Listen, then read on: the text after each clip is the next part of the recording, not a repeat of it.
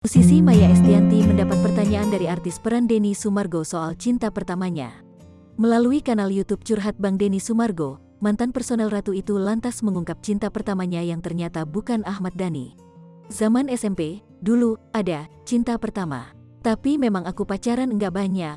Cinta pertama ada sebelum mantan suami, kata Maya Estianty dikutip Kompas.com, Selasa, tanggal 31 Agustus tahun 2021. Namun, ibu tiga anak ini tak menjelaskan secara detail ihwal cinta pertamanya tersebut. Kalau mantan suami, mungkin cinta kedua kali ya.